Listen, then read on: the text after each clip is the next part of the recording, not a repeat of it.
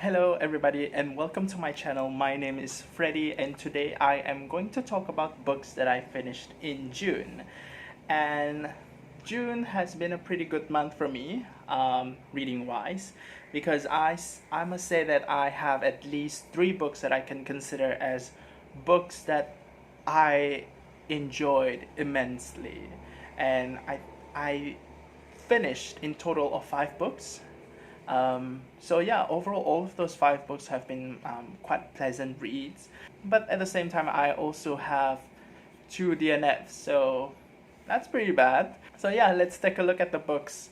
Anyway, I started the month reading this wonderful little book. It's called The Hen Who Dreamed She Could Fly, and this book was written by Hwang, a South Korean writer, and it was translated by Chi Kim. So The Hen Who Dreamed She Could Fly is about a hen who lives in a farm, and she has been an egg-laying hen for all her life, and one day she just decided to be done with it because she had this dream to just pretty much take control of her life and be a mother for once, because all her life her eggs have been taken away by the farmer. So she escaped her coop, and then she encountered a duck's egg, which hatched into a duckling, and she took care of the duckling as her own. And I think that this book in general is pretty uplifting. It's quite positive, and it's a very nice light read as well. It was a pleasant read for me. And I just want to mention that Shannon from That Soap Hole also commented that this book also talked a little bit about issues surrounding women's bodies and motherhood, and I think that's a very nice way of describing it, because I couldn't agree more with that. I think this is a really apt way of describing this book, because the hen pretty much decided one day to take control of her own life and her body, and just pretty much decided to do whatever she wanted to do, even if it might cost her her own safety and the security that she used to enjoy. Basically, this book is about the hen regaining control of her own fate and her own body. So I think that's a really beautiful description on what this book is. Moving on, I have my first DNF this month, and it's actually a Booker Prize winner, and I think I kind of got swayed by that a little bit. It's Enright's The Gathering. I only read this until chapter 12 because at first I was kind of intrigued by how this book was going to be a family novel with a little bit of family secret element going on in this book. So I thought that was intriguing. But then when I read it, I think the writing was just, it just didn't work on me. It had a lot of elements that would have worked, like non-linear narratives, but somehow, even after I read like 12 chapters of this book, I simply couldn't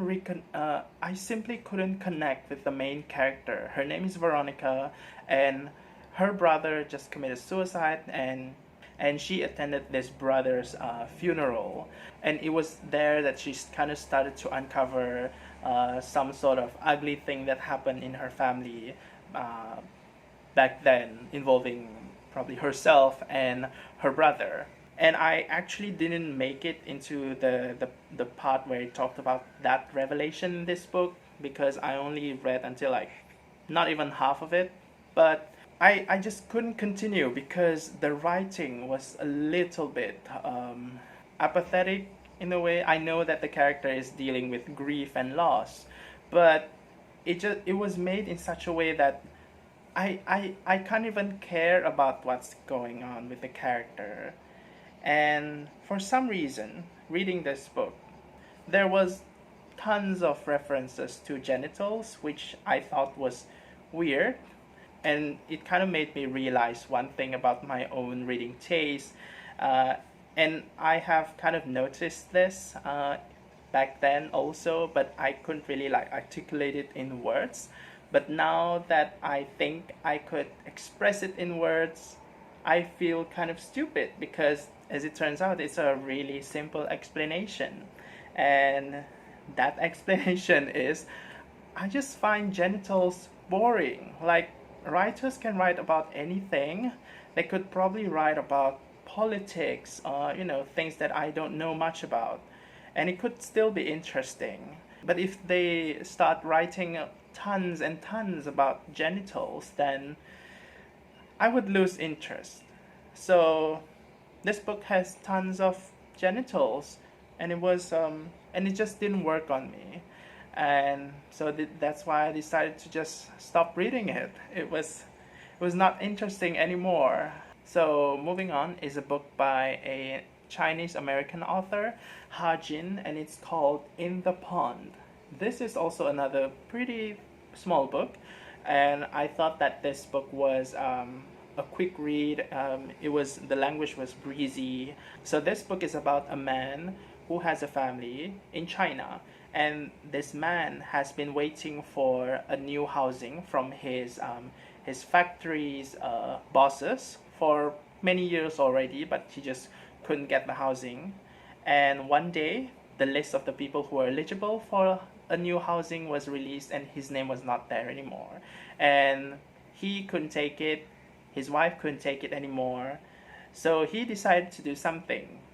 Basically, because he has this artistic ability, he could write, he could draw, and all that. He decided to make a satirical cartoon on his bosses, and he published it at a local paper. And when the bosses saw it, they weren't very happy about that. So this book is pretty much the quarrels, the shenanigans that happen back and forth between this man and his bosses, how they kind of attack each other back and forth. And it was written in a kind of a comedic way, sort of dark comedy.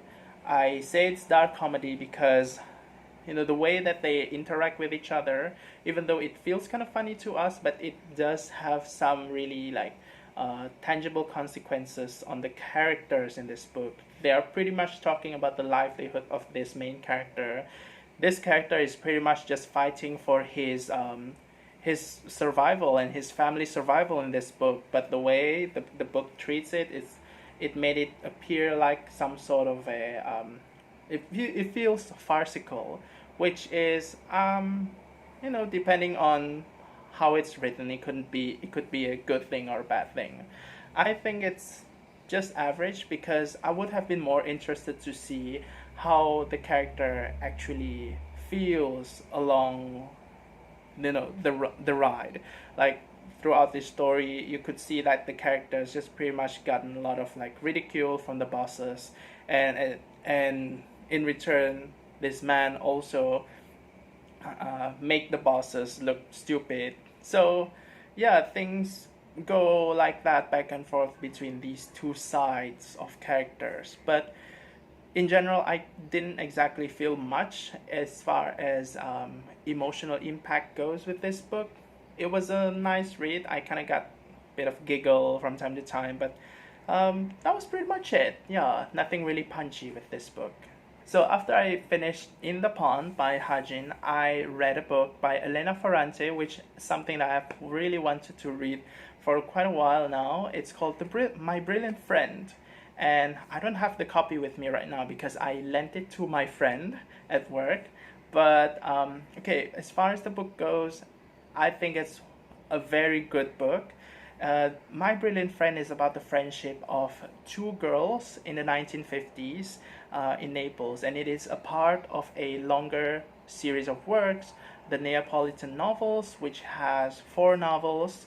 And My Brilliant Friend is just about these characters starting when they were kids until they are 16 years old. And it talks about how their friendship pretty much evolves since they were kids, and how it pretty much develops in a surrounding that is filled with violence and strife in their city. And things are pretty chaotic back then at their neighborhood, and we see how they react to the surroundings, how they react to their friends and family, and all those sorts of things. We also see how these two girls pretty much engage themselves in various relationships. So it's pretty much a bit of a coming of age novel, but it only stopped until they are 16 years old, because pretty sure their story would continue on in other novels. And I think that the writing was really beautifully done. It was really casual, nothing really pretentious, and it didn't feel like it was trying to achieve some sort of sense of greatness, or with the words it used. So I thought it was a really wonderful read. It was a really awesome book. So after that, I kind of decided to, move on to a book that I've actually started reading since May, but then I decided not to continue it, and it's The Professor by Faisal Tehrani. And this book was actually a book that I chose for the Asian Readathon, the 2020 Asian Readathon in May, but somehow I simply took a long time to read that book, and that's not without a reason. And it's not even because I'm busy, because I was able to finish other books. Actually, I just thought that that book was kind of boring as well. Like, going back to my comment from The Gathering by Enright, I realized that one of the things that I find really boring are genitals and sex in books. Uh, I, I, I have a better opinion on sex in books, because I think sex can be written well, but just writing about genitals, it just didn't work. The Professor features a queer character who is a professor, and this book is supposed to be talking about how she experienced all of these kinds of relationship with other women, and how she kind of has this flashbacks on her past relationships. Some of them actually ended tragically because of bad things that happened to her partners, because of prejudice by the society around her.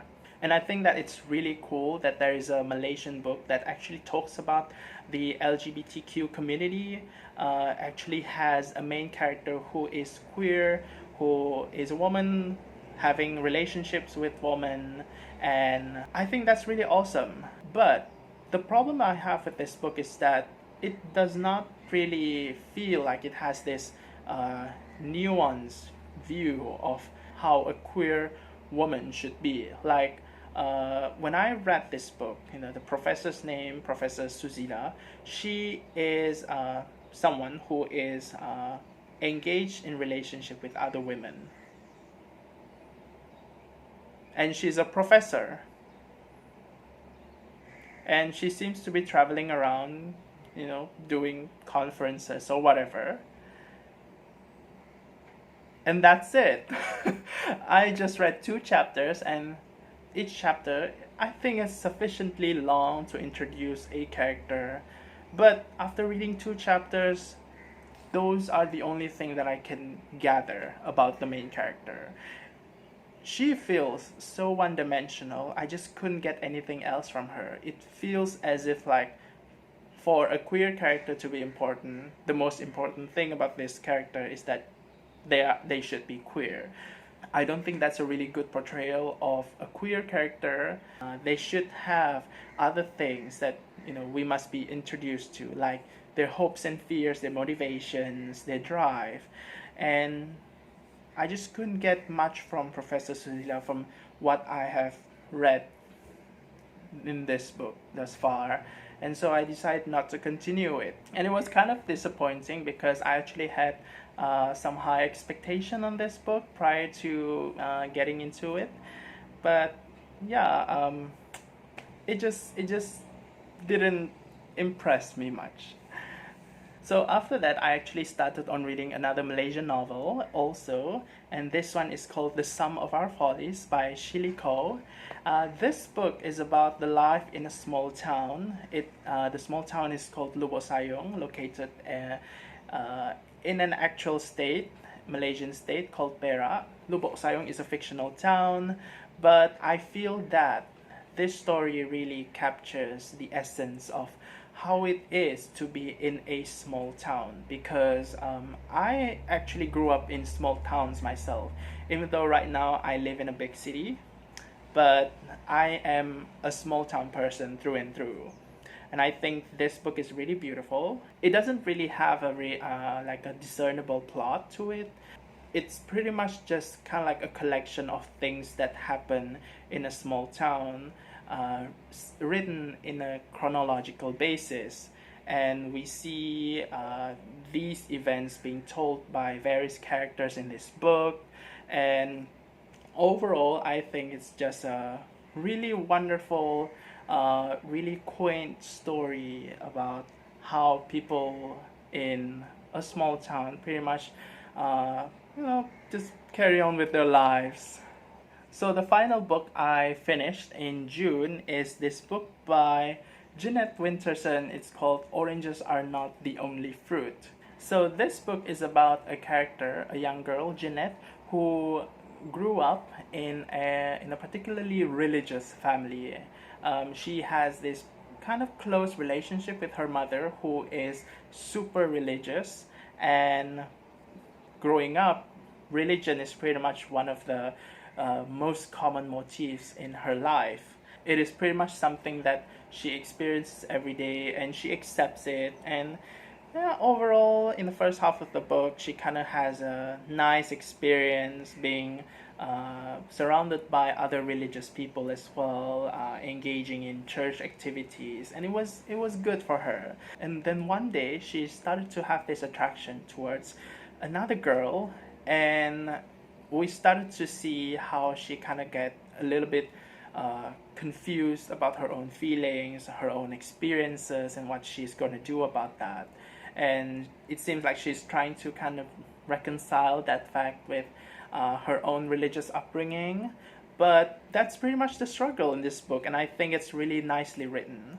I actually expected this book to be, at least in the second half, to be about her romance with another girl. But as it turns out, this book literally subverts my expectation. The romance bit is not really something that is super major in this book. But instead, this book pretty much just explores Jeanette's own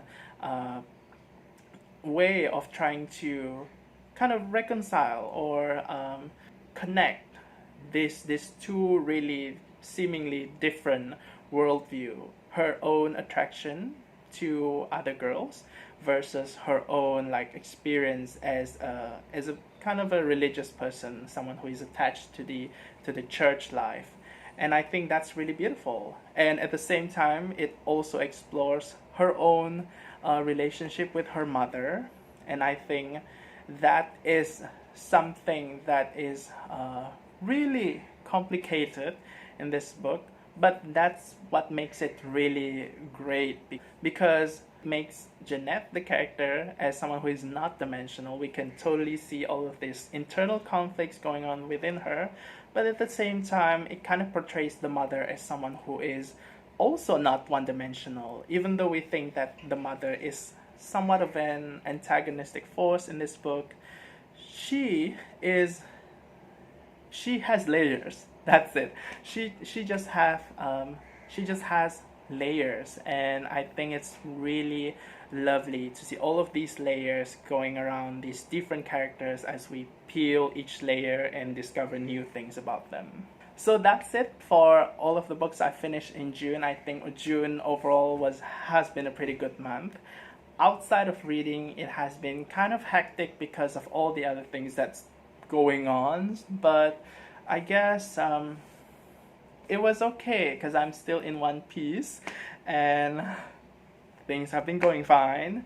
And now we're getting into the second half of the year. And also I want to mention that as of right now, I have been doing BookTube for 6 months, and I'm actually quite surprised by that, because when I first started, I was really reluctant, because I'm not used to recording myself in front of a camera. But then I did that first crappy video, which I hope you wouldn't see, and now here I am doing another, hopefully less crappy video. So I hope to see you again in another video. So until then, take care and bye bye.